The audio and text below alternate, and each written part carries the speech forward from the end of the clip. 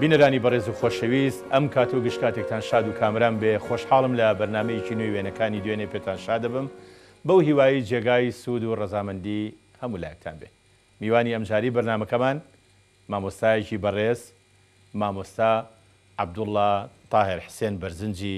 بە ناوی بەرنمەکەمانەوە گەلێ بە خێراتن دەکەین. مامۆستا من هیلاک بوومە تاوەکو جەنابە گەیشتی بەوەی کە بێتە ئەم بەرنمەیە لەبەرەوەی ئەمە چەندین جار لەگەڵ جەنابتا قسەمان کردووە کە بەشداری لەم بەرنمەیە بکەی. هۆی چی بوو ئەم جارە وتێ باش؟ وەڵا لە ئەڵقەی سێهەمەوە وا بزانم هەر بەیەکەوە لە بنکەی گەلاوێش باسی مۆزوعاکەیت. خۆم زۆر تەلەڤیزیۆن پێمەڵێن ڕۆژنامە گۆڤار بەڵام کەمتر خۆم لە مقابلاتە دەم. مامۆستا ئەو کەسانی کە لە بوارێک لە بوارەکانە ئیشەکەن بەڕای جەنابێ مەسەلەن ئەکتەرێکی بەناوبانگ نووسەرێکی گەورە ئەوانە بەڕای تۆ زۆر چاوپێکەوتن بک باشە یا کەم چاوپێکەوتن بک باشە؟ ڕەنگە هەبێ حەز لە شۆهرەت بک زیاتر. وای ڕاست کەسانێکیش هەبن بە بێدەنگی ئیش بکەن بە بێدەنگی ئیش بەلایەنە مهم نەبێت کەواتە تۆ لەو بەرەی کە بە بێدەنگی حەزەکەی ئیش بکەیت. ئێمە بە خێراتن دەکەین. پرسیاری یەکەمم ئەوەیە ئێمە تایتڵ بۆچی چۆن بۆ تۆ دابنین؟ جەنابتان ڕەخنەگر شاعیر چیرۆگنووس لێکۆڵیار بەچی بن ناسێنین بە خەڵکی؟ وەڵا لەم بوارانە ئیشم کردووە ئەدەب مەسەڵەن سەرنووسەری گۆڤار چیرۆک گۆڤار وەرگێڕان ڕۆژنامە تقریبەنەوە لە سەرەتای گۆڤاری گەلاوێ ژنێەوە تاوەکو مامۆستا سۆزی بۆ کامیان زیاترە لەو ژانرانە؟ بۆ ڕەخنە زیاتر لە ڕەخنە. مامۆستا ڕەخنە بنچینەیەکی پتەوە بۆ هەموو ژانرەکان، یعنی هەموو کایەک ئەگەر ڕەخنی لەگەڵا نەبێ کایەکی بەتاڵە کایەکە چرۆ ناکە. جەنابی شەڕاد وایە. ئەم بەرنامەی ئێمە بەرنامی وێنەکانی دوێنێ وێنەکان هی دوێنێ هەیە لە باوکەوە دەست پێەکەین ئەگەر وێنەی باوکیش نەبێ ئێمە لە خۆیەوە دەست پێەکەین. خۆشبەختانە ئێمە لە پێش باوکتەوە دەست پێەکەین. باسیشی ئەم وێنەیەم بۆ بکە. ئەو وێنەیە باوکمە با پیرمە بڵێم شێخ حسێنی کەزنەزان یان شێخ حسێنی کڕبستنیشی پێڵێن. کامیان؟ یەکێکە لە عەبا بەشانەکەیان. عەبا بەشانەکە ئەوەیشی لەگەڵیایەوە لە هەندێک شوێنان نووسراوە کەسێکی تر نووسراوە وەک محەممەد ئاغای کاکەڕەش، بەڵام لە زۆر شوێنی تر و کتێبی تران نووسراوە. سعید ئاغا کە مدیر ناحەی سەنگاو بووە و ئەو ڕسمە مێژوەکەشی تەسەورەکەم هەر بەغڵەت نووسرابێ. ئەم نووسراوە ناوەڕاستی پەنجاکانی سەدەی ڕابردوو سەرەتای ساڵانی لە 38 کۆچی دوای کردووە. تەسەورەکەم لە 31 بێ لە 32 بێەوە. مامۆستا بۆ ساکردنەوەی ئەم شتانە تۆ هیچ هەوڵێکت داوە لە ناو خێزانی خۆتانە؟ هەیە زۆر کەس پرۆژەیەکت هەیە لەسەر ئەو شتانە مەسەلەن ئەو وێنانە ساختەم نەبووم زۆر مەهتەم نەبوو. باشە ئەم پیاوە شێخی تەریقەتە واتە شێخ حسێنی گەورە تەریقەتی قادری. باشە طبعاً پێش تەریقەت و بچێتە خەڵوەت و خەڵوت گاوە بچێتە عوزلەتەوە کەسێکی کاسب بووە. باش و یارمەتی خەڵکی زۆریش داوە زۆر یارمەتی خەڵکی داوە. بەڵام پاش مردنی کەسێکی خۆشەویستی کە شێخ مستەفای شێخ قادری گولەنەبڕە ئاوازاوای بووە کە بینیوێتی کۆچی دوای کردو ئیتر تووشی جۆرێک لە عوزلەت بووە و خەیاری ئەم ژیانەی هەڵ کردووە کە بێ بە مەتەسەوفێک و بەڕاستیش لەگەڵیا بوو. ینی کەسێک نەوە ساختە بکا لەگەڵیا زۆر بە دڵسۆزی لەگەڵیا ڕۆشت و کەسێکی زۆر بەناوبانگە لە وەسەتی سۆفیەکانی کوردستانە شێخەکان. مامۆستا ئەمانە بە بنچینە تەبعەن سەر بە بەرزنجە. بەرزنجەژ ئیتر ناوەندێکی گەورەی دینی ئەو سەردەمە بووە لە شێخ عیسا و شێخ موساوە هاتووە هەتا ئاگاتەوە بە سولالا گاتە بەڕێستان. کەی بە بنەماڵە کۆچیان کردووە بۆ ناوچەی سەنگاو مەسەلەن؟ خۆی شێخانی بەرزنجە بڵاو بوونەتەوە. ئەمان لەنەوەی شێخ شەمحەمەی نۆدێن شەمحەمەی نۆدۆ 5 کوڕی هەبووە. شێخ ئیسماعیلی ولیانی کە ئێمە ئەگەڕێنەوە بۆ سەر ئەو شێخ ئیسماعیلی ولیانی کوڕە گەورەی شەمحەمەی نۆدەیە لە نۆدێ بووە. یەکێکی تر شێخ ئەحمەدی غەزایی سەی ئەحمەدی غەزایی کە شێخەکانی سلێمانینەوەی کاک ئەحمەدی شێخ لەون یەکێک لە کوڕەکانی شێخ حەسەنی گڵە زەردە یەکێک لە کوڕەکانی تری شێخ عەلی دۆڵپەموو لەو یعنی تر ئەم بڵاو بوونەتەوە مامۆستا لە سلێمانیە و لە قەراخ و بەو دیوی قەراخیشە زیاتر بڵاو بوون مامۆستا بە دروستی طریقەتی قادری لەسەر دەستی کام لەمانە بڵاو بۆتەوە لە کوردستان وا باوە کە زۆر کەسی شکوانەی کە باسی تەسەوفەکەن تەسەوف طریقی قادری و نەقشبەندی بە هەڵە نووسیویانە کە ئەڵێن شێخ حاج کاک ئەحمەدی شێخ مؤسسی طریقی قادریە لە کوردستان ئەوان نییە شێخ ئیسماعیلی ولیانی مؤسسی طریقی قادریە لە کوردستانە یعنی وەک چۆن لەم لاش شێخ حاجی کاک ئەحمەدی شێخ تۆزێ درەنگتر بووە ئەو ئەگا یعنیەکە برازازازای ولیانی چۆن با بڵێن مەولانا خالیدی نەقشبەندی گەورەی طریقەتی نەقشیە شێخ ئیسماعیلی ولیانیش ئەبێتە گەورەی طریقەتی قادری ئیسماعیل ولیانی طبعا مؤلفاتیشی زۆرە زۆربەی دەسنووسەکانی ئێستا لە تورکیایە وەختی خۆی من لەم ساڵانەی پێشوە دەسنووسێکم بینی بە فارسی لەسەر ئەعشاب و طبی شعبیە گرنگی شاما مەسا لەگەڵ دینا گرنگی شامە مەسەلەی طبی ئەعشابی ئەو شتانەشە مامۆستا وێنەیەکی تر هەیە ئەم وێنەیە من پێم خۆشە ئێمە لە بەرنامەی ترا باسی ئەم وێنەیەمان کردووە بەڵام بە کاڵ و کرچی باسمان کردووە زانیاریمان لەسەری نەبووە پێم خۆشە تۆ بۆمان ڕوونکەیتەوە ئەمانی چێن ئەم وێنەیە یەکەم لە یەکەمی ئەملا یەکەمی ئەم جامانە بەسەرە شێختایر یعنی باوکمە باوکی جەنابتە دووهەم مەجید بەکی حاجی ڕسوول بەگە سێهەم عارف ئەفەندی حاجی حەسەن ئەفەندیە ماڵی ئەوانە لە بەغا بەڵێ ڕاستە تۆفیق وهبیە بەڵێ ئەوە شێخ حسێنی شێخ عەبدولکەریمی کربستنیان کە زانە کە ئامۆزای باوکمە کاتە ئامۆزای باوک بەڵێ بەیەکەوە لەو ڕسمە شێخ ڕەوفی شێخ ساڵحی برای شێخ نووری شێخ ساڵحە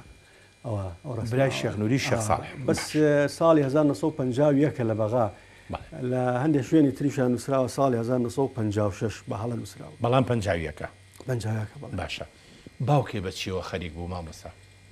باوکم طبعا مەلاک بووە باش و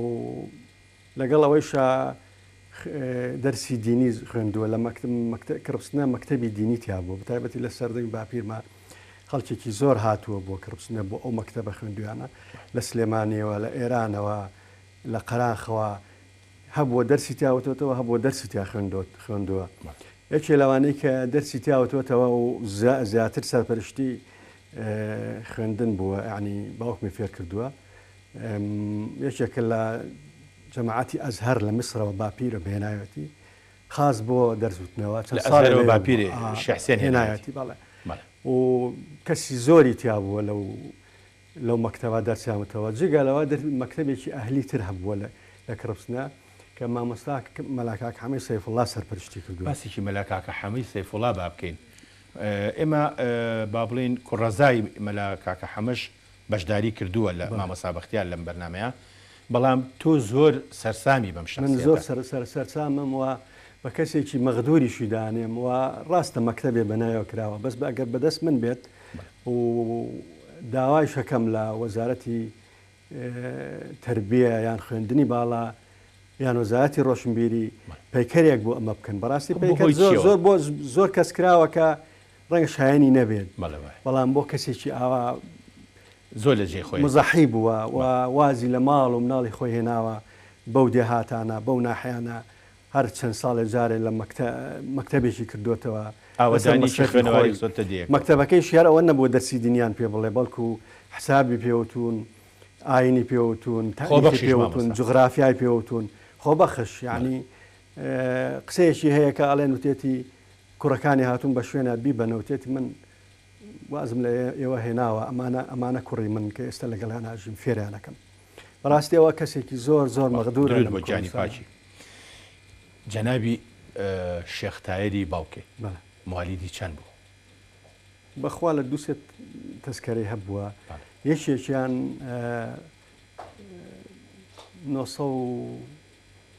1990 نووسراوە بزانم لە هەورامان لەدایک بوو لە هەورامان طبعا ئەبێ بەهۆی شتێکەوە چوو لە هەورامان لەدایک بووە وەختی خۆی لە سەنگا و شەڕێکی گەورە کراوە لای کرپسنا لە ئینگلیزی هەنداوە شێخەکانی سەنگا و شەقادری گول لە نەڤەر باپیرم و بە باوکیشی شەقادری کەس دەزان کە سەرپەرشتی تەحریزی خەڵکی کردو بۆی هەڵسن جێشێک قوتێک هاتووە لە بەغاوە بۆ ئەوەی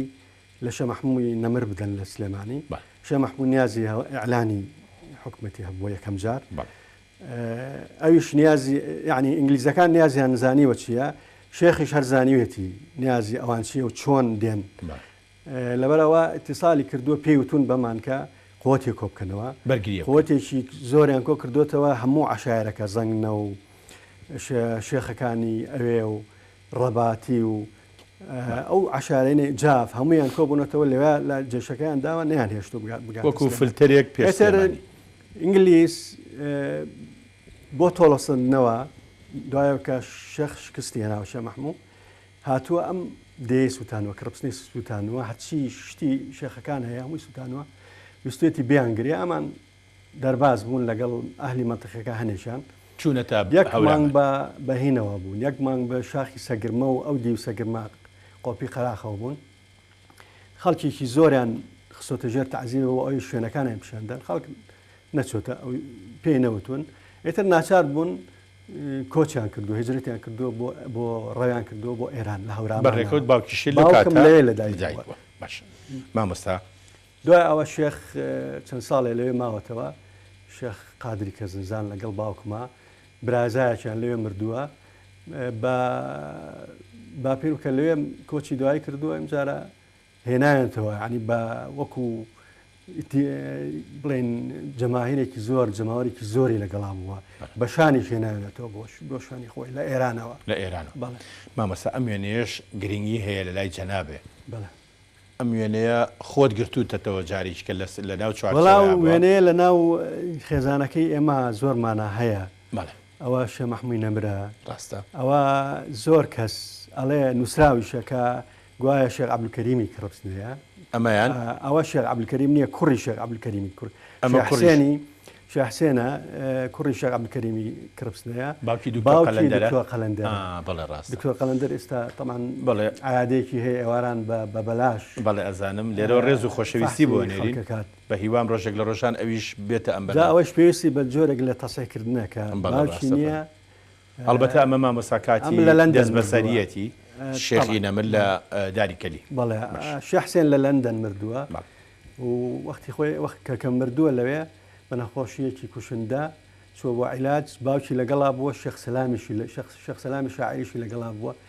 من باوکم بۆ جێڕامەوە کە گوایە یەکێک لەو کار بەدەستە گەورانەی ئینگلیز وەختی خۆی لە عێراقا بوون کە زانیویانە هاتوون سەردانیان کردووە و دعوەتیان کردووە ئەڵێ ژنەکەی بە جلی کوردیەوە هاتبوو بۆ ئەدمۆز نییە مامۆسا منیشە تەسەورەکەم ئەدمۆز چکە ئەو پەیوەندیە کۆمەڵایەتی کە مابووی لەگەڵ شۆڕژ گێڕانی ئەو کاتە و منەوەرینی ئەو کاتە هەر ئەدمۆز زۆر گرنگی بەو شتە داوە مامۆسا ئەم وێنەیە چێ ئەوە دایکمە ئەو شەوەی کە مرد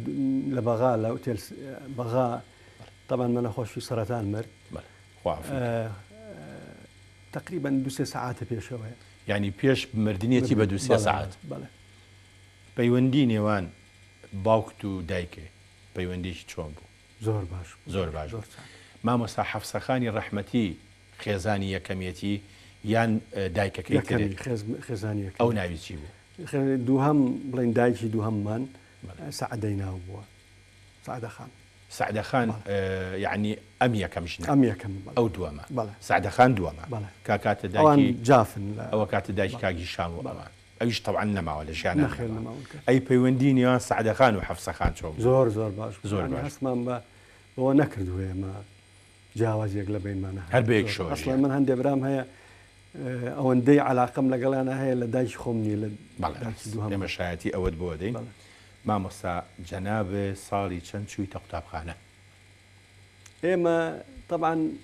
کۆچمە عایلەکەمان بڵێن باپیرانمان بە بۆنێ ئەو شەڕەوە کۆچیان کردووە بۆ ئێران لە 19 دووهەم کۆچمان بۆ ئێران ساڵی سەرەتای دەستپێکردنی شۆڕشی ئەیلول بووە 61 کە باوکم و مامم سەلق بووە و هەر شێخ محەممەد کە ئیتر سەرکردەی مەنتقەکە بووە هی پێشمەرگە بڵێن ئیتر بە جەماعی کۆچمان کردو بۆ ئێران ساڵی لە ئێران ماوینێتەوە عایلەکانمان لێ بووە خۆیان لەم دیو بوون ساڵی 1964 بووە بزانم مفاوەزاتێکدا لەو مفاوەزا هاتینەوە باوکم نەقلان کرد بۆ هین بۆ دەیەک لە خوار کەرکووکەوە جار لە کەرکووک بووین ماوەیەک ساڵی 1964 65 لە پۆلی یەکەم لە کەرکووکەوە کردووە بە سێ قوتابخانەم کردووە یعنی ئەو ساڵە سێ قوتابخانەم کردووە یەکیان سەورە بوو یەکیان شۆڕیزە بوو مەکتەبێکی تر نازانم ئەمە ژوێنەیەکی جوانە حەزەکەم بینەران بیبین ئەوە هەر ئەو ساڵە لەوێ گرتومانە باشە ئەمە پورزامە کامیان ناوەڕاستەکە ئەو ئافرەتەکە بڵێ ئافرەتەکە پورزاتە بەڵێ بەڵام ئێمە ئەو ڕسمێگر ئێمە لە مەکتەب هاتبووینەوە جلی ئەو کاتە جلی هینیان لە بەرامبەر مامۆستا من زەی موحەد بوو ئازەی موحەدە دژداشەیە و بەڵام یەکسەر ئێمە کە هاتینەوە فرسەتمان هێنا کە ڕسمی لەگەڵا بگرین تر بەم شێوە ڕسممان گرتووە یعنی ئەو دژداشە بوون ئەوە کاکتەهایە کە ئێستا لێرەیە ئەم لایش خۆمم بڵێ ئەمەشان جەنابتی بڵێ مامۆستا مناڵی تۆ لەو سەردەمانی چوونە مەکتەب 64 و ئەوانە بەچیەوە خەریکە بوون دوای دەوام مەسەلا وەڵاهی دوای دەوام هەر لە گەڕ باوەڕ ناکەم بە هیچ شێوێت تۆ مناڵێکی عەجوول بووبی نا من مناڵێکی زۆر هێمن بووم هەر هێمن بوو وەکو ئێستا بەڵێ ئیتر کە لە کەرکووک چوین نەقڵ بوو بۆ دێک ناوی حوتەغارە لەوێ دوای نێوەڕان هەر ئەچوینە مەکتەبەکەەوە یاریمانە کرد و قتاری لێ بوو لای قتارەکە ئێواران چاوەڕانمان کردکە و قتارە بێت هەستمامە خۆشیەکە کرد مامۆستا هەستی بە چییە کرد کە قیتارە دەبینی قیتار ڕەبت دەکرد سەفەرە کرد دای من هەستم بە جۆرێک لە قەلەقیە کرد خۆش بوو ئەو دەنگەی کە هات پێی ئاشنا سەرسام بووم بەڵێ هەموو کاتێکی لە کاتی خۆیان گەیشت هەم بەڵێ لە کاتی خۆیان ئەچوو بۆ بەغا لە بەغاوە هات بۆ کەرکووک لە کەرکۆ بۆ بەغا بۆ شوێ مامۆستا من پرسیارێکی کەم لە لا دروست بوو تۆ بۆ عەرەبی زانی من هەل لە حەزەکەم بینەران بۆ بزانن کە تۆ یەکێکی لەو ئەدیبانی کە عەرەبیی زۆر باشە زانی هۆکەی چییە؟ باوکم طبعا زۆر مهتەم بووە بە خوێندنەوە بە تایبەتی خوێندنەوەی تاریخ و کتێبی دینی ئیتر کتێبمە بینی لەوە زۆر ئیسفادەم لێ کرد برای ترم هیشام هەر بە عەرەبی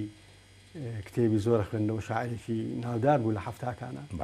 سوادەی زۆرم لێ کردوون لەما و دوای نیوەڕوانیش باوکم ئەهێنانێ بۆ مەکتەب تەڵەبەکانی هێناوە بۆ مەکتەب باوکە مامۆستامان بوو دەفتەرێکی بۆ کردبووینەوە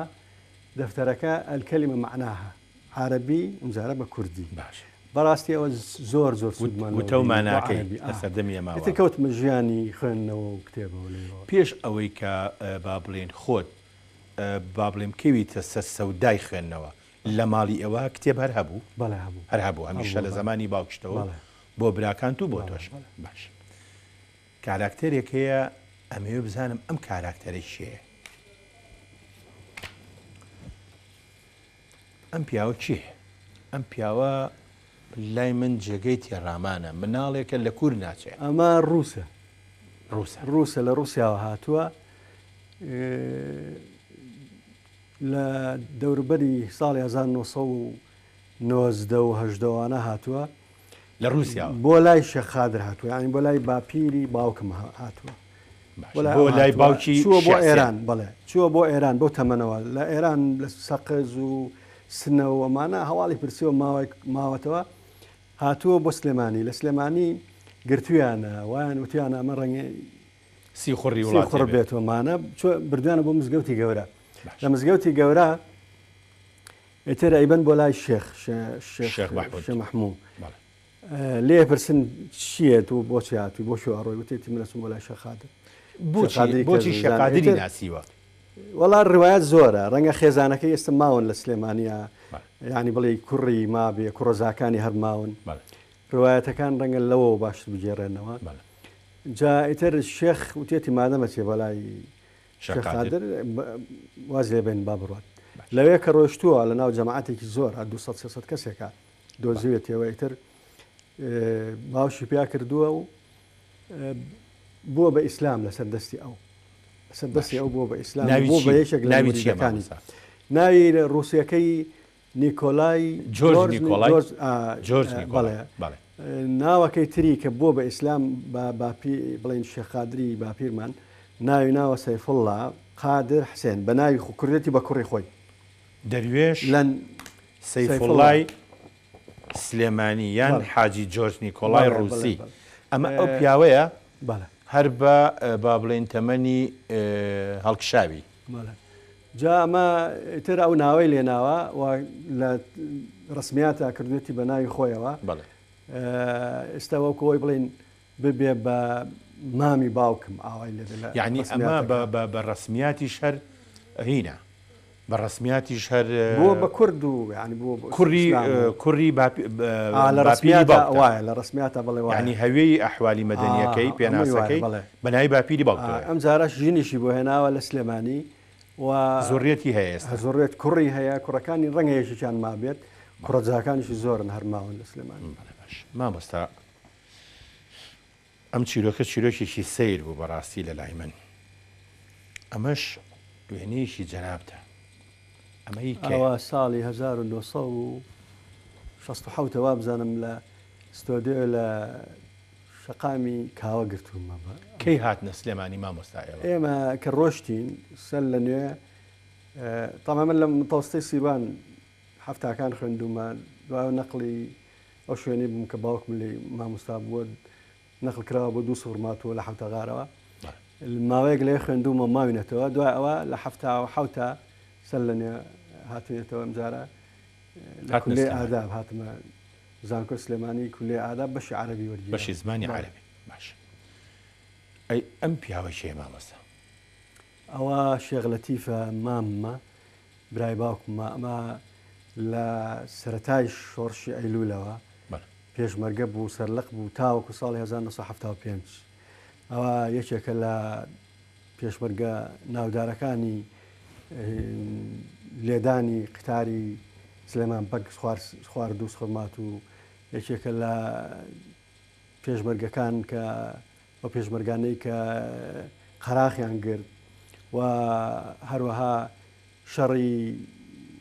خوێناوی قاتەکانی کفری کە بەداخل کەسی ئەم سەرلەق شەڕێکی زۆر گەورە بوو ئازانەمیەکێک لەو شەیدانە ئەفسەر بووە ملازم شێخ عەبدوڵڵا هەتا لەوێ وتویشێتی وتێتی ئەمە شوێنی شەڕ نییە بە لێرا شەڕ ئەو لە ڕووی زانستی سەربازیەوە زۆر هین بۆ شارەزا بووە هەندێکیان 4-5 وتیانە خۆی ئەمە ناترسین وەڵا چۆڵی ناکەین تی با بە شوێنی شەڕ نییە ئێتر کەوتونەتە بینی دوو جێشەوە جێشێک لە دێهاتەکانەوە دێت جێشێکی لە کفریەوە ئەکەونە بینی ئەو دوو بەرداشەوە مامۆستا ئێمە زۆر ماماوە لەگەڵ جەنابتا بەڵام ڕێگەم بە با پێکەوە وچانێک بین خۆشەویستان وچانێک و دینەوە خزمەتتان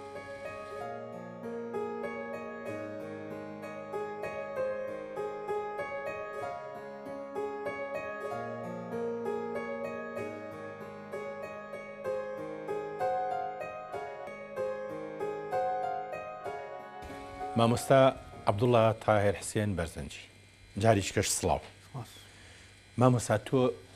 وتمان ڕەخنەگری وتمان شاعری چیرۆکت هەیە خاوەنی 22 کتێبی چەندان کتێب ئێستا ئامادەیە بۆ ئەوەی چابی بکەی کەی دەستێک کرد بە هونەری نواندن بەڵێ لە مەکتەبەکانە نواندنم کردووە ئەرشیف هەیە کە ئەرشیفم نییە ئەمە چێ مامۆستا لێرە ئەوە لە هینە لە 75 کە لە ئێران بووین باشە لە مەریوان گرتومە تاوان برادێکی ئەم شانوێ ناوی چییە کە تۆ بەشداری شانۆ نییە برادێکی بەغایم لەگەڵا بوو فەیلی بوو بەڵێ کچوی ڕسممان کرد وتی لەختەیەک بگرە وەکو ئەوەی تەمسیل بکەیت باش یعنی ئەمە هیچ پەیوەندیکی بە هونەری نواندنەوە نییە باشە وێنەی ئەو کاتت زۆرە پێم خۆشە بینەران بیبینن ئەمە شوێنێکی ئەو کاتەیە ئەوەیش هەر لەگەڵ کاگلەتی فەڵمەتی شاعرایە خزماتیشتانەیە تاوان ئامۆزایەتی بڵێ هەر لەیەک خێزانین مامۆستا لەگەڵ وەرزش شالە چیای وەرزش لە مناڵیە کردومە لە حەزی لە چی یاریەک مامۆستا؟ هی تۆپی پێم کردو تۆپی پێ زۆرتر بەڵام لێرە دۆکۆمنتێکەیە لەوە چێ بالە بکەیت بەڵێ بالاکەی لێرە بنیە ئەوە لە قەرهەنجیرە لەگەڵ هەندێک لە قەرەهەنجیر ساڵی چەنە مامۆستا؟ ساڵی 1976 مامۆستا ئێستا وەرزش ناکەی؟ نایکەم بەس هەندێک جار سەیرەکەم بەس سەیرەکەی توانای هێنم نەماوە توانایی یعنی لە ماڵەوەش وەرزشی سووک یعنی هەر بۆ مەگەر بێم و بچمەوە هەر ئەوەندە بەڵام مامۆستا شتێکی باش نییە نەخێر شتێکی باش نییە ئینسان ئەبێ بجوڵێ وانە مامۆستا ئەم وێنەیەکی جوانە جەنابە هەڵەپەڕیت بەڵام دوو کاراکتەر پشتیان کردوتە ئێرە لەوە ئەچێ ئەوانە هونەرمەندی با بڵێن دەهۆڵ و زۆر ناکەون ئەوە لە ئەوی هەر لە قەرەهەنجیرە کە هاتوونەتەوە لە هەولێر ئەو ڕۆژی یاریەکەیە وا بزانام هەر هینی یاریەکەیە بەڵێ ئەوە هاتین دابەزینێتر دەوەڵ و سڕایان لێ دایمەش دەستمان پێک مامۆستا ئەوە کەواو چاکەتە و کەمیش من هەڵپەرکی بەشدار نبووم زۆر بەڵێ ئەو کراس ڕەشیان جەنابتی کە ڕوو کردو دێرە بەس کەوا و چاکەت و لەگەڵ مشکی و جامانەکە زۆر گەرمیانیانەیە وەنیە ئەوەی کەرکووکن وا بزان مامۆستا بە بیرەوەری تۆ لە دەڤەری گەرمیان و سەنگا و ئەوانە پیاوە بە تەمەنەکانی ئەو کاتە چیان لەبەرە کرد؟ سەرەتا جۆرێک لە جل هەیە خۆزگە ڕسمەکەیم بهێنایە ڕسمێکی شێخ عەبدولقادر گول نەڤڕا لەگەڵ کوڕەکانیە هەندێک ینی سەیرە بەلامەوە وەکو چۆغەی درێژ وایە وەکو چۆغەی درێژ وایە لە ناوەڕاستە بە پشتێنەوە دوایەوە کاو چاکەت و کاو سەڵتە و بەڵام عادەتەن کاو چاکەت بای چۆغە و بەڵێ کاو چاکەت بای مامۆستا ئەمە ژوێنەیەکی ترە ئەمە کێنەوانە ئەمە هەر لەو لە قوتابخانە بووین لە 76 وا بزانم لەگەڵ برادێکمە کە چیرۆگنووس و شاعریشە بەو تەمەنە ینی کەمەی خۆی مناڵ بوو هەواش چیرۆکی لە هاوکاریان نووسی بوو زۆر زیرەک فەرمود ناوی چییە؟ ناوی مستەفایە مستەفا حەمید ئێستا هیچ نانووسێ ئێستا ئەنووسێ بەڵام کەمتر خۆزگە لە بەردەوامە بوو لەسەر ئەوە تیراینا یعنی ئەگەر ئەو گڕوتوانایی پێشووتر ئێستا بۆ زۆر دەنگێکی باشی باشە مامۆستا ئەمە شوێنەیەکە بەپی بەرگەکەی ئەمە یەک پۆشی بێ لێ ئادابە زانکۆ سلێمانی ئێستا هینە گازم کولی تیجارەیە نازم لای بەریدەکە گرتوومە لای بەریدەکەیە حوتەوە بزانم مامۆستا لە پۆلی 6 وێژەیی بوو یا زانستی بووی؟ ئەدەبی بوو ئەدەبی وێژەیی بووی چەنە هێنا مامۆستا کۆی 69 خۆم حەزم زۆر یعنی عەرەبیم نووسی بوو بەڵام حەزم لە تورکیە کرد لە عیبریە کرد لە زمانی ڕووسی وامەزانی کە دەرەجەی زۆرەوێت کە دوای سێرم کرد دەرەجەی 52وانیشیان وەرگرتووە زۆر بەڵام خۆشە حەزەکە لە سلێمانی بوو لە ناو کەس و کار مامۆستا ئەو خوێندنە بوو بە بنچینەیەکی بۆ تۆ کە لەگەڵ عەرەبیە لەگەڵ پێشەوەش لەگەڵ عەرەبیە ئاخر بەڵام ئەوە زیاتر بەڵام ئاڕاستەیەکی زانستی کردی وانە مامۆستا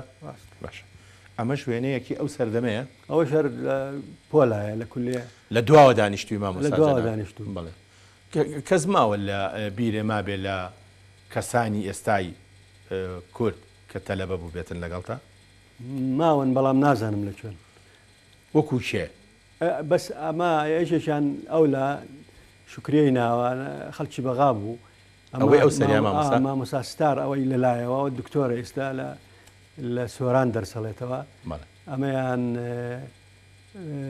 ئامینەی ناوە ئەوی شەر خەڵکی بەغا بوو ئەمە کاکتەهای خەڵکی ئێرەیە ئەمە لە ئەڵمانیا ئەمە شاروێنێکی تری ئەو ڕۆژە ئەمەش هەروێنێ ئەوەیە ئەوە ئەمەی تریان کاک حەمید ئەمە کە تەخەڕوجی کرد بوو بە پێشمەرگە ئەمەی دانیشتووە بەداخەوە لە ساڵ 1984 کەوتە کەمینێکەوە لە خەڵکی کۆیە بوو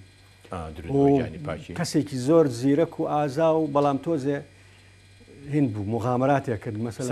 سەرکەشی زۆر جار لە لەینەکان هەندێک جار بەیاناتم پێ بینی لە کولی ئادا پێم ئەمە ئەوە نییە و ئەمە هێنی بووە مامۆستا بۆچی لەو دووێنە سەرنجممە هەر لە دواوە دانیشتیت لە ناو کۆمەڵەکە لە پێش ڕەنگە برادەرمی بەڵێ و لە زەمالەتی ئیشکردنی شاهل لەگەڵ مابی دایمەن ینی حەزەکەم بەڵام دایمەن هەر لە دواوە حەزەکەم لە دواوە حەز ناکەی لە سیدارا لە سەدارا ئیش بەڵام بەو معنایە ناکەی من شایەتی بۆیم کە لە پێشەوەی ئیشی بەڵام لە دوا دانیشی بەڵە ڕاستە فەرمی ئەمە شەر وێنەیەکی جوانی ئەو سەردەمەیە ئەمانە شەر هاوڕێکان بەڵێ وایە بەڵام شکر بۆ خوا ئەمەیان لە ڕیزا دانیشتویت مامەسا ئەمە ژوێنەیەکی جوانە حەزەکەم بینەران بیبینن ئەوەشی تەخەڕوجە ئەوەش ڕۆژی تەخەڕوجەکەتە بەڵێ باشە ئەوانەی کوردن بەجلی کوردیەوە گرتومانە بەڵێ چێ و چێن مامەسانم بەسەرەوەیە بەڵێ زان بە جامانەوە گرتوتە کەسی تایە ناسراوە بێ ئێستا خەڵک بزان بیناسێ مەسەن لەمان لە بواری ئەدەبە بەڵێ ڕۆشنبیری و ئەدەبە وەڵا هەر مامەستا زۆریان دوور کەوتنەوەەوە لە مجالە بەس مامۆستا ستار دکتۆرە کامیانە مامۆستا هەیە ئەوەی لە دانیشتووە بەردەمی جەنابەت ڕاستەوە بەجلی کوردیەوە ئەوەی ئەمەیان خوار ئەوە بەڵێ ئەمە بڵێ ئێستا لە هینە لە زانکۆی سۆرانە دەرسی عەربیەڵێتەوە دکتۆرا هەیە لە ئەدەبە مامۆستا ئەمەش هەر ڕۆژی تەخەڕوجەکەتە ئەوە شەر لەگەڵ کاکتەهایە خەڵکی سلێمانەیە لە ئەڵمانەیە مامۆستا ئالێرا پیاوێکی تابڵی بۆ شناخی ساڵی 1984 بزانم 84 یعنی تۆکەی دەرچووی لە کولیا من ساڵی 80 دەرچووی مامۆستا پرسیارێکە لێکە خۆبینی خۆمان بێ براژنیشم لێرە نییە تاوەکو لە ماوەی ئەو 4 ساڵی کولیا ترپەی دڵێ لێ یاوە بۆ هیچ کەس ڕەنگە بەڵام لە عالەمێکی ڕۆمانسیانە نەکەوەی ینی ئەویش ئەیزانی زۆرش محتەم نەبووم ئەویش ئەیزانی وەڵا نازانم نازانی هیچ کاتێک گۆرانیت بۆ وتووە بەتەنیا یان مەسەلەن بیرێک کردبێ و لە ماڵۆ دابنیشوی گۆرانێکی تایبەتی لەگەڵ هەست کەسێکا بوو بێتم پیاو بێ یان ژنیش بێت ئەزانێ دایمەن جوایەکی ڕۆمانسیمە ڕاست مامۆستا ئەی دەنگە خۆشەکەی تۆ لە چۆ سەرچاوی گرتووە لەمە دڵیان دەنگە زۆر خۆشە دەنگم زۆر خۆشە بەڵام تۆزێ هین بووە پیر بووە لەگەڵ تۆزی لێ نیشتووە بەڵام من باسی پێشترەکەین ئێوە هەر لە سەرەتاییەوە مامۆستا ئەحمەد محەممەد ئیسماعیل مامۆستامان بوو ئەو دەنگ یعنی ئاجاوی بە دەنگم هەبووی تر شعری بۆ نووسین گۆرانەکان زیاتری مەزەری خاڵقی پێوتم لە ساحەی مەکتەبە لەوەی تر هاتم لەگەڵ چیتە لە ماڵی ئێوە دەنگی خۆشە دەنگی خۆش وڵا کەسی تیانی باش لە 76 ویستم تەسجیلی کەم هینمانە کرد پرۆڤەمانە کرد برادێکم هەبوو لە هەر لە 75 لە ئێران لەگەڵمانە بوو مۆسیقار بوو خەڵکی کەرکوک بوو کاک قەمبەر ئەو تەمرینی لەگەڵا کردم بۆی گۆرانێک تەسجیل کەم مامۆستا ئەی هۆکار چی بەڵام ئەو بەیانەی کە ویستمان بچین بۆ ئێزگە و تەسجیلیکەین بە پاس هاتن لەوێ کە من بۆسم سوارم کەن بوو بە شەڕیان لە ناوی یەکا تێک چوو نازان ئیتر بوو بەهۆی ئەوە فرسەتی حیات نەبێتەوە وازم لێ هێنا ڕۆشتم مامۆستا ئەمەش هەر وێنەیەکی جەنابتە هی ڕۆژی تەخەڕوج بە جلوبەرگی دەرەوە گرتومە لە ئەستۆدیۆ مامۆستا کامەران موکری وێنەیەکی لەگەڵ جەنابتا هەیە ئەمە زانکۆی سلێمانیە ئەوەی زانکۆ سلێمانی مامۆستا کامەران چیەکە لە ڕۆژی تەخەڕوجە و مامۆستا کامەران تاوان لە بەشی کوردی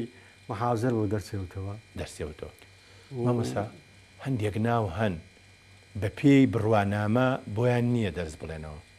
بۆ سۆی چییە مامۆستا کامەران و مامۆستا هەیە من و هەندێک لەوانە کە تۆ باشتر شارەزای محازەریانەوە تۆ مامۆستا گۆران لە زانکۆی بەغا کاتی خۆی هۆی چی بووەوە چێ هەبووە دەرز بڵێتەوە زیاتر لەوانە یان ئەوانە دەرز بڵێنەوە یان یەکێک بەپە لە پرۆزیە بەکارێ ڕستەواوە کات و یەکسەرێکن بە ماستێرێکە و هیچ ناخوێنێتەوە دێت ئەبێ بمامۆستا ئەمانە ئەهلی ئەوەن دەرز بڵێنەوە و لەسەر دەستی ئەمانە چەندین جیل پەروەردە بووە کێ سوود لە ئەدەبە بینێ مامۆستا کامران دەرز بڵێتەوە مامۆستا گۆران دەست بڵێت مامۆستا هێمن یان مامۆستا عەلادین سەجادی یا خۆت یەکێک وەکو وتم ڕەنگە هەمومی ئارک بە سوودفە کەوتبێتە ناو دنیای ئەدەبەوە بەڵە ڕاست کولێ کاتە مامۆستا من و تۆ هەردووکمان لەسەر ئەوە کۆکین کە داوا لە حکوومەت بکەین ئەو توانایەنە بە مەحازر لە زانکۆکانە دەرس بڵێنەوە لە هەموو بوارێکە لە هەموو بارێکیشە لە نەکرد تاریخە لە ئەدەبە لە سینەما لە گەرچی سینەما نییە بڵێن بە شێوەی فەن شەڵان ساڵەکرێتەوە سینەماش لە کوردستان فەن بەعام شتێکی زۆر زۆر باشە مامۆستا من ئەمەوێ پەیوەندی تۆ کتێب هەندێک شتمان باس کرد زمانی ڕەحمەتی باوکێ بەڵام ئیتر تۆ کتێب بوون بە دوانەیەکی زۆر جوان ئەمە وێنەی تۆیە لە ناو مەکتەبەکەت ئەوە لە کۆنە مەکتەبێکی کۆنە مەکتەبەیەکی کۆنە ئەمە لێرە هەر سەوداسەر و سەراسیمەی لە هەر شارێک کتێبێک هەبێ ئەچی ساڵانەکە معرەزی هەولێر نێودەوڵەتی ئەکرێتەوە بەڵێ چەند برادرێ من و ئازاد بەرزنجی و کاک تەیب و کاک نەوزاد و کاک سامی بە یەکەوە زیاتر ڕۆین یان یەکە گرین لەوێ ئەوە کاک نەوزاد گرتوێتی ئاگام لە خۆم نەبووەوە معرەزی نازانم ساڵی سەنە نازانم ئەمەش هەر مەکتەبەکەی جەنابتە ئەوەش مەکتەبەکەی ئەوە منم ئەوەش دامونە بە مناڵ دامونی کورتە ئەوەش ئاکۆی برامە ئێستا لە نەرویج کاگاکۆیە لێرەوە ڕێز و خۆشەویستیمان هەیە بۆی ئەمەش هەر وێنەیەکی تری جەنابتە لە ناو مەکتەبەی من پێم وابێت تۆ خۆشترین ساتەکانی ژیانێ ئەو کاتانێک کە ناو مەکتەبەکە ڕەنگە هەندێ هەرچی ئەدیبی کورتکەمە بناسێ هەروان ناسی هەروە جەنابە ناسێ ئەمەش لێرە هەر دیسانەوە پەیوەندی بە کتێبەوە هەیە ئەمە ئیمزا بۆ کتێبێک لە کتێبەکان کتێبم کە چاپم کرد لە غەزەنلووس داواتیان کردین بۆ تەوقیعکردنی کتێب ئەوە چی بوو مامۆستا ناونیشانی کتێبێکە هی شاعرێکی لوبنانیە هەڵبژاردەیە خۆیان داوایان کرد کە هەندێک شعری عەرەبی هەڵبژێرم و جەنابی بیکەی بە کوردی تەرجمەکەن چاپی مامۆستا جەنابە کتێبێک هەیە ئەنتۆلۆژیای شعری کوردی ئەوە با بڵێن پوختەی هەندێک شعری شاعیرانی خۆمانی کردووە بە عەرەبی ڕنگانەوەی لە ناو عەرەبا چۆن بوو زۆری لەسەر نووسراوە زۆری لەسەر نووسرا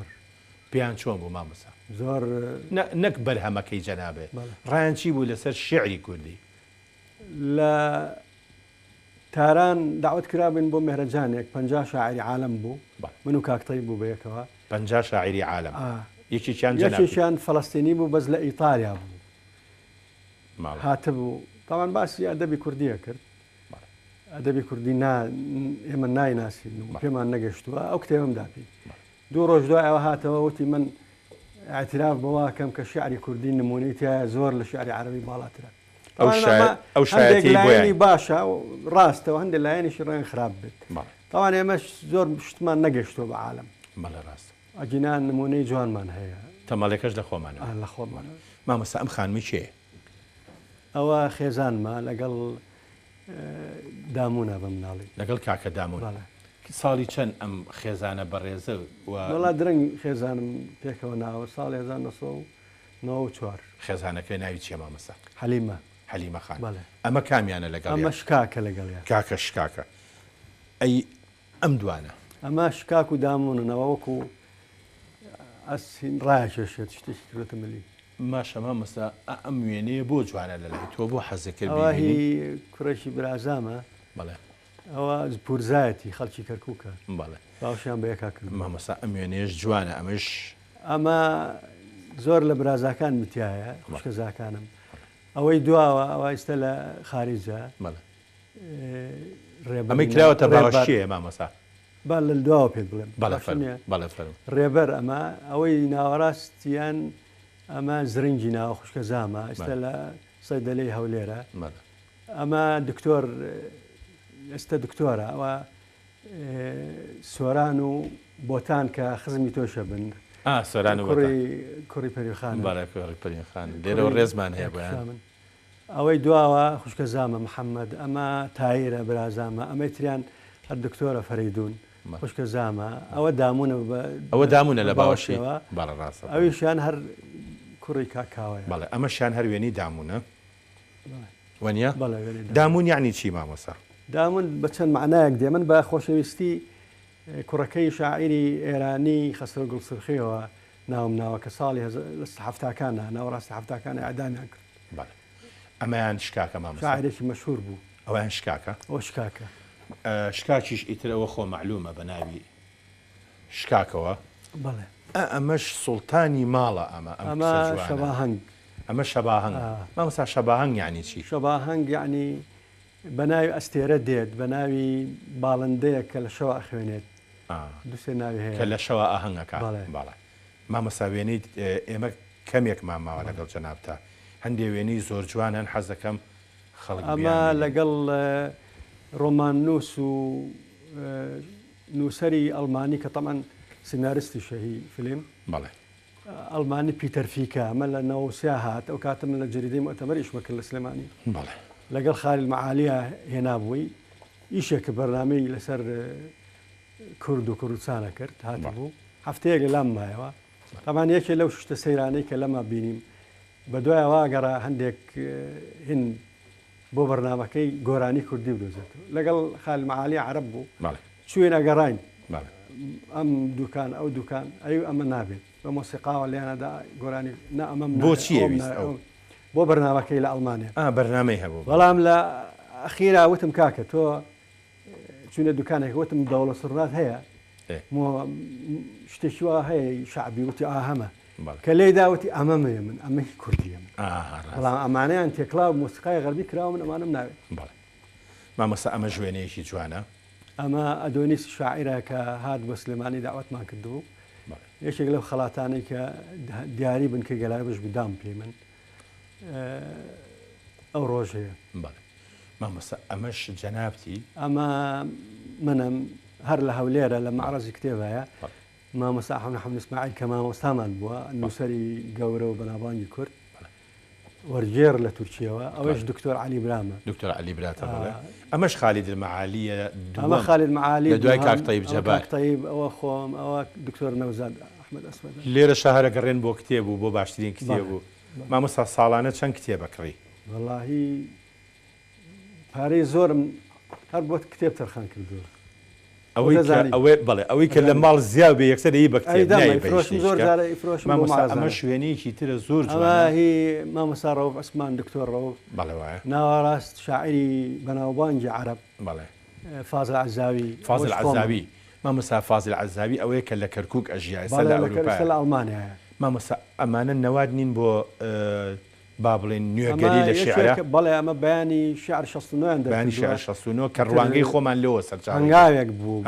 بەڵێ پەرەپێدانی شعری عەرەبی بەڵێ مامۆستا ئەمەش هەر وێنەیەکی زۆر جوانە ئەمە کاک عەتا قەراخی کاک سەلام محەممەدی ڕەحمەتی کاک کرلەتی فەڵمەتی شاعیر ئەوە خۆم کاک کاوای حاجی عەزیز دکتۆر محەممەد لێر ئەمین ئەرخەوە خان باشە مامۆستا ئەمە وێنەیەکی سەلاح پاڵەوانە ساڵح پاڵەوانی برادەرمان شاعری کوردی سووریا ئەحمەد حوسەینی کە ئیترەوە بە کوردی نووسێت بەڵێ بە کوردی نووسێت بە کوردی خەڵکی سووریا ئێستا لە دەرەوەیە مامۆستایم خاتوونەك لە نێوانی مامۆستا مەحەدینە مامۆستا مەحەدین ئەمە لێرەوە هیوای چاکبوونەوەی بۆ خوازین سڵای بۆ نێرین بەڵێ دکتۆر ناهێز ستار ناقدێکی عێراقیە بەڵێ باش ئەمە شوێنێکی جوانە مامۆستا ئەمە هی ئەفشین شەهرودی شاعر و ڕەسامی مصەوەری ئێرانیە ئەوەش کاک محەدینە ئەوەشان موسا بەیدەجە شاعری ئێرانە مامۆستا باسێکی موسا بەیدەجە کرد خۆی فارسە و عەرەبیە زانێ خۆی لە ئەسڵا فەیلیە بەڵام هەر لە ئێران گەورە باشە مامۆستا ئەمەش دێرا تۆ وتارە خوێنیتەوە ئەوە لە کولێ ئاداب زانکۆی تارانە مهرەجان وەکوتم بۆ 50 شاعرەکە داوەتیان کردین ئەو ڕۆژە من لەوێ شعر مەخوێندەوە جا ئەو قاعی دکتۆر جعفەری شەهیدیە جعفەری شەهیدی ساڵی 1970 ئوستادی زائر بوو لای ئێمە لە کولەی ئاداب جامعە ئیسلێمانی تەقریبا مانگە لە لامان مایەوە دەستی پێوە جا چووم ئەو شعرە سێم کرد کە ئیخوێنمەوە بۆیاندا ناو شعرەکە بخوێنمەوە ئەو قاعەیە بەناوی ئەوە بەناوی ئەوە خۆی نەمابوو مامۆستا ئەمەش مامۆستا ئەمە زنگابادیە جەلا زنگابادی وەرگێڕ و نووسەری بەناوبانگی توانای کورد ئەوەی ناوەڕاستە خەز الماجدی هەر شاعرێکی ناوداری عەرەبی ئیسلامیە باشە مامۆستا ئەمەش هەردوو هونەرمەندان ئەمە کاک ناسری ڕەزازی و هەردووچیان هاتن سەردانی بنکەی گەلایۆژیان کرد ئیتر ڕسمی زۆرمان لەگەڵا گرت و نێکێ لەوانە ئەوەیە من لە بینانە مامۆستایم شاعرە لەوە ئەچێ بە بەرگشتیان ڕۆژهەڵاتی بێ ئەمە سەلاحەددینی ئاشتیە نووسەرێکی مەهابادیە لە بەیەکەوە گرتومانە باشە مامۆستای ئەم وێنەیە دکتۆر ڕەوف زۆر بە جوانی سەیریەکە نووسی بەناوبانگی میسر ئێستا یەکێکە لە ئەقتابی ڕۆمانی عەرەبی صنع الله إبراهيم وش ما مسا روح عثمان أخوهم أو مقابليك من لقلك لو شوا استعمل دين خلاتي عالمي هنا وسنا كان أغلب زماني عالم ترزب كراور وما كان خلاتي كان دافي لم يصير برينا قرت رب ذكر لبر موقف سياسي لبر موقف سياسي ما مساكتو أشيت الدروا بولاتان بو هر شوێنێ کە بچی حەزەکەی معالمی تاریخی ئەوشتانی ئەوێ ببینی ئەمە هیچ یەکە لەو معالیمانی کە لە ئێران حەز ئەمە وابزم شیرازە تر شوێنی ئەسەریە بەڵێ شیرازە بەڵێ مامەسا ئەم دانیشتێش دانیشتێکی زۆر جوانە کاگڕەوفی بێگەردەوە کاگڕۆ بێگرد شاعری گەورەی گەلەکەمان شاعیر شێرکۆ بێکەسەوە ئەدۆنیسە ئەو خۆمەوە کاکسامی هادیە بەڕاستی ئەمانەی تر ڕویان لامان نییە نازانم بەڵێ ڕاستە مامۆستا گرنگی چی بوو هاتنی ئەدۆنیس بۆ کوردستان دەنگدانەوەیەکی زۆری هەبوو لەناو وەسەتی عەرەبیە لەناو وەسەتی عەرەبیە زۆر هەبوو پێی خۆش بوو کە ئەو تەوقەی شکانەوە هاتووە و زۆریش هەبوو بە خراپە لە سەران نووسیا شۆفێنەکان باشە مامۆستا بۆچی تەوقە بۆ تەوقە ئەگەر ئەدۆنیس ئێمە پێماوە ئیتیساڵیان بێ و کردین لە وەزارەتی ثقافی بەغاوە وەزیر کە داوەتێکەن بۆ بەغا وتی ناچم وتی تەنها بۆ کوردستان هاتوو بۆ بەغا ناچم بۆ باش مامۆستا تۆ لەو جلوبەرگە و چی لەگەڵ ئەم پیا ئەوەش هەر شیرازە یان شیرازیان ئەسفەهانە مامۆستاوە لە چوارچێوەی 50 شاعیرە عالەمیەکە بەڵێ نەقالی هەیە ئەوە حکایەتە جێڕێتەوەی تر داوەتیان کرد بووین ئەمە حکایەتی جێراوەی کۆن مامۆستاکەواتە لەو 50 ئێمەی کورد سیانمان من و کاکتەیە بوو مەریوان هەڵبجەی کاک مەریوان هەڵبجەیش لێرە ڕێز و خۆشەویستیمان بۆ هەردوو لایەن هەیە ئەمەش هەر وێنەیەکی تری جوانە مامۆستا حەزەکەم ئەوە کاک مەریوانە ئەوە شاعرێکی تورکە ئەوە عەزەدین مەناسرە ڕەخنەگر و شاعری فەلەستینی بەناوبانگ ئەوەی تریان گەڕوسە ماڵی گەڕوسە شاعرێکی گەنجی ئێرانیە ئەوە موسا بەیدەجا ئەوەی ترشان شاعرێکی تورکە ئەمە باوکی هینە گەڕوسەکەوی شاعرێکی هەفتاکانی ئێرانە ئەو خۆ کاکتەیبە تریان شاعرێکی تونسیە بەس لە فەڕەنساژی مامۆستا ئەو 50 شاعرە شەوانە دانیشتن بۆ خوێندنەوەی شعر هەر بەشێکیشی لە شوێنێک شعرانە خوێندەوە بەشێک لە تاران بەشێک لە شیراز بەشێک لە ئەسفەهان بەڵام ئێوە ئەڕۆشتن بۆ دانیشتنانش بەتیاریان بردین ئەبێ لێزمەی شعر بێ خۆشی نەکرد مناسبەیەکی زۆر خۆش بوو من جارێکی تر داوەتیان کردم بۆ تاران بەڕاستی هەر خۆم متاقەتم نەبوو ینی مامۆستا ئەمەش هەر وێنەیەکی جوانە هی ئەو کاتێک کە چووی بۆ ئەوێ بەڵێ شتێکی جوانە مامۆستا بەڕاستی مامۆستا ئێمە بەداخەوە کۆتاییمان بە بەرنامەکەمانیەت لێرە ئەم وێنەشێ بۆکەین بە دواوێنەی جەنابێت ئەوە ماڵەوەیە دیارە حەزی لە سروشتە وانە ئەمە دواوێنەیە لە بەرنمەکەی ئێمەیە بەڵام بە هیوام لە داهاتووە چەندین ئەلبومی کە بەلەشی ساخ وێنە بگری پێشەوەشی جەنابێ ئێرە بەجێبێڵی بەیەکەوە من و جەنابیشی وێنەیە گەگرین بۆی کاکەشکاک و کاکە دامون و شەباهەنگ ڕێزی لێ بگرن و بیکەن بە وێنەکانی دوێنێ سپاس بۆ ماندووبوونتان ماندووبوونی هەموو برادران زۆر سپاس مامۆستاجە بینەرانی بەڕێز و خۆشەویست تا بەرنامەیەکی تر و کەسایەتێکی تر خواتان لەگەڵ